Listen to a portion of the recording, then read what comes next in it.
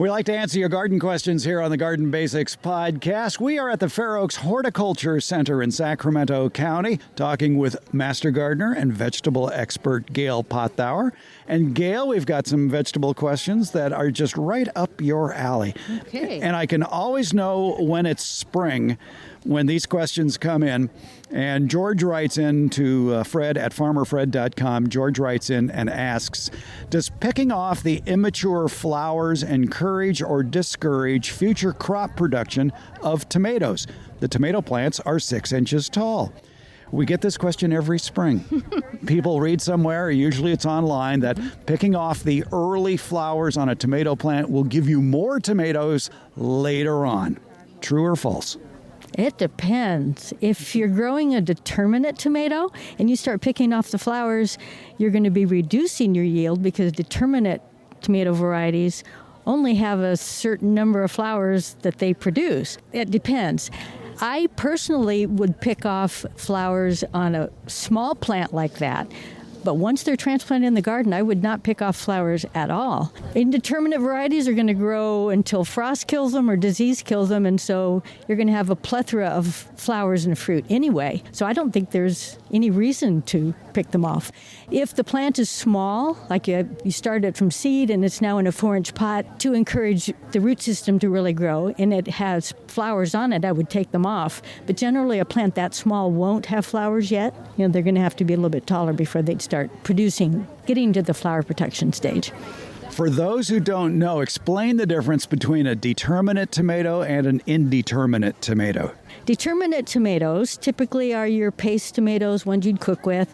They are commercial varieties that they grow out in agricultural. They want to be able to harvest them at one time. So determinate plants grow to a certain size. They're generally shorter, 3 to 5 feet. They will set their flowers typically at one time or kind of in the same time period, set fruit, and then that's it. They harvest all at once. So they're good if you want to get a lot of tomatoes at one time. Out in the fields, they want to be able to come through and harvest the whole plant at one time. So they are programmed genetically to grow to a certain size, produce flowers, fruit, stop. Some of them would continue to grow a little bit, continue to produce a little more. Indeterminate plants are ones that are 7, 8 feet tall that will flower and produce all season until frost or disease kills them. So determinate plants may or may not need to have some support when you grow them. Depends on the variety. We typically grow them in some kind of a cage.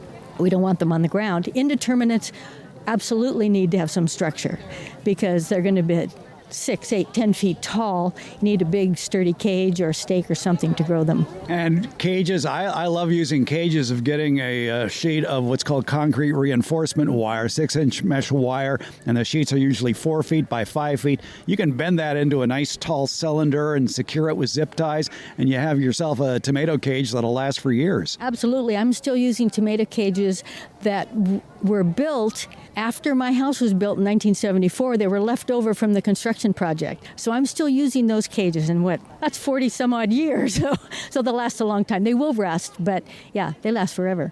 Now, I have heard and seen on the internet people who talk about pruning the flowers off tomatoes for staking purposes if they're tying it to a single stake.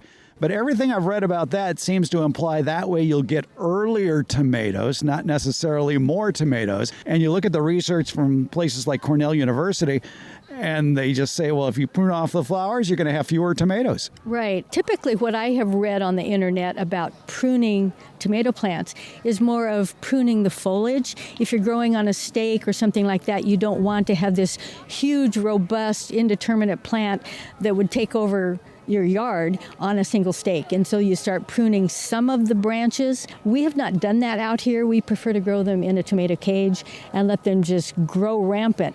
The only time we do any pruning of foliage is anything that's touching the ground. So we'll prune off any leaves or branches that are down low touching the ground. And if we have a variety that is super dense and you can hardly get inside to get the fruit, we might do a little bit of pruning that way. And then at the end of the season, toward August or so, we'll start pruning the tops of the plants. We don't want it to set more fruit. It's now August, pushing into September. We want all the energy going into ripening the fruit that's already on there, so we'll give them a haircut along the top, because our plants won't stay in past much September, early October anyway.